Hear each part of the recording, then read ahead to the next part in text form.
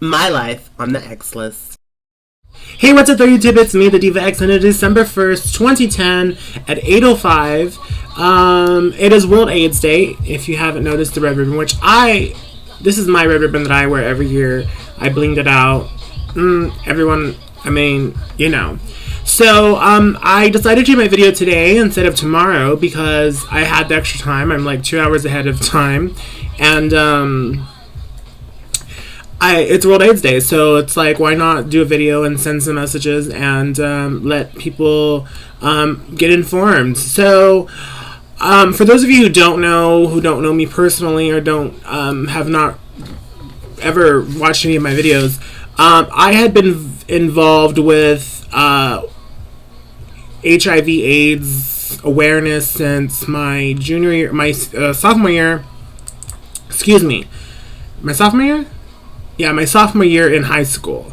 I had wanted, like when we were in high school, like, I don't know about you guys, well, I wanted to get involved, and they had started this new group with the health department.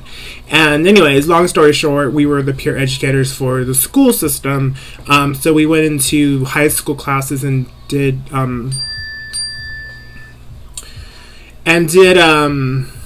let me not cover that up. And we did HIV education information presentations for our classmates as part of, I think it was the sociology classes. So that's kind of where my involvement began. Why did I get involved? I honestly didn't have a reason to get involved, other than just wanting to be involved in something and being involved pretty much as I could in high school. And it just, I kind of fell into it, and then ever since then I've really kind of worked in the community, either doing health education in drug and alcohol centers, or doing street outreach to sex industry workers, or I've actually even ran groups inside prison with HIV positive women, talking about disclosure and how to appropriate ways and or techniques to disclose to your partner that you're living with the virus. So I definitely and I've actually been trained to do HIV testing as well. So I have the full spectrum of what HIV prevention education is about, and unfortunately I'm no longer involved heavily in the process just because of funding cuts, and you just kind of HIV education and prevention unfortunately has taken a backseat to more important, not more important things, but things that to other people are more important. I don't think it's more important, but in times that we are in, it sucks that certain programs are less priority than others, and unfortunately HIV prevention education is not high on that list. So I think it's important for if you know something, or someone who's getting involved in activities that aren't necessarily healthy activities, and you guys know what those are. You guys need to know that, but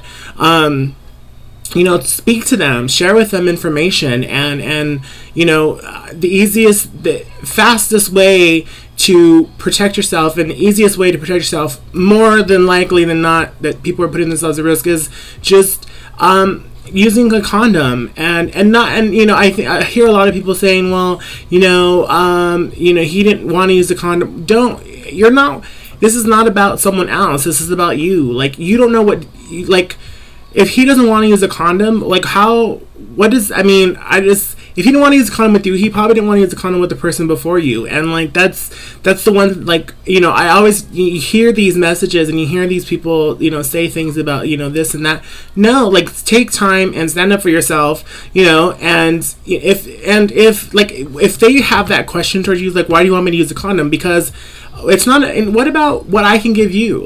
You know what I mean? Especially if you don't know the person that well. I understand if you're in a relationship, but even then, people step out of relationships. So I'm not trying to put you in question of your relationship, but people step out of relationships all the time, and you don't even know, you don't know that. All that, back in, I don't think it's I guess it could still be a prevalent issue, but, the down low people, I think that, that's a big issue in the African American community, and I don't even think just African American community. I think this the communities in general. I think there's a lot more people that are coming to terms with their sexuality and what they really like, and they're exploring that. And you may not be the first person to know it. You might not even be the next person to know it, but you may never know it. And that's the thing. You never know. You never know. And, you know, it's like universal precautions. Pretend that everybody has everything and you don't want to get it. And I, you know, a lot of people are scared to get tested, and a lot of people are, you know, they don't think that it affects them, or they don't think that they're at risk,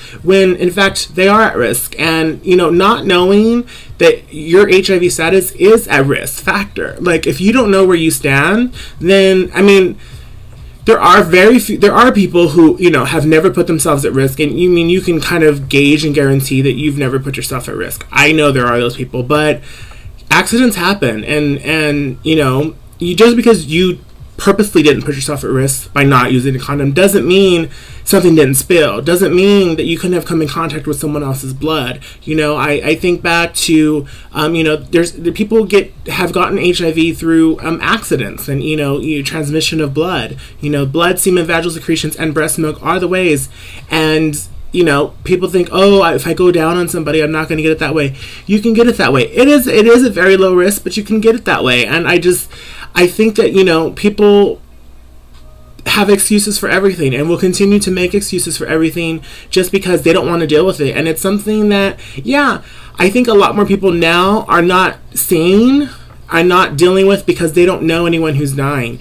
Back in, you know, the early 90s, or through the 90s, before the advanced medications that we do have now, people were dying, and they weren't just dying like overnight. They were, like dying over in their sleep. They were like dying of, you know, big opportunistic infections that were, you know, leaving them in, you know, bedridden with sores and a really ugly death. And I know now, in fact, that people aren't dying more as commonly. And I'm not saying they don't die, but I'm just saying they're not dying as commonly because of the medications and because of the things of new advances in HIV and in the AIDS prevention. But I think that's the biggest problem. I've always found that to be a bigger problem, especially as, you know, especially getting involved in HIV prevention education early, and watching the progression of medications and learning the progression of how much longer people's life expectancy have grown since I started. When I first started doing HIV education, the timeline that we were conveying to people was 8.5 to 10 years. And that was really the life expectancy of someone living with HIV/AIDS. So that has changed. So that timeline is really kind of obsolete now, but people are still infected with it. And that's the thing. Just because you don't see people dealing with it, and just because you don't see people dying of it, and just because you don't see or hear people talking about it, it's still there, people. And I know, you know, I read an article maybe last week or 2 weeks ago, there's this new pill as probably a preventative pill.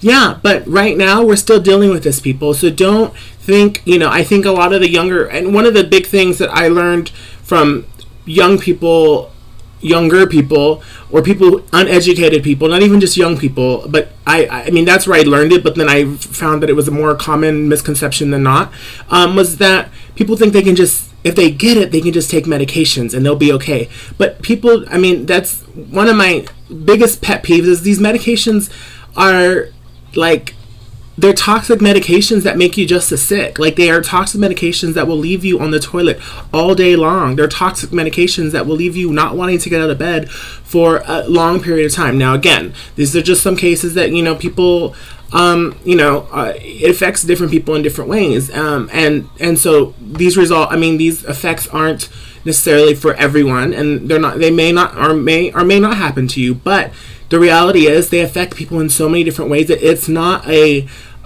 answer. It's not a free card. It's not, it's not that, people. And it bothers me so much when people tell me they've never been HIV tested, or when people not purposely put themselves at risk, but really just don't care and put themselves at risk, and kind of like, oops, like, that's not, I mean, I value my life a lot. Like, I don't know about you guys, but I really do value my life a lot. And I'm very precautionary about anything, let alone sex and using protection. But I mean, even, driving in my car, like, that's the reason you put a seatbelt on. Like, you know what I mean? Like, you have to think about it as protecting your life. And, I just can't believe that some people still in 2010 are acting like this is not a big deal for us. And I know it's not a prevalent thing that people, that you see on TV. And around this time of year, it's always, everyone wants to talk about it. Everyone wants to see, tell their story. And and I'm guilty too, because,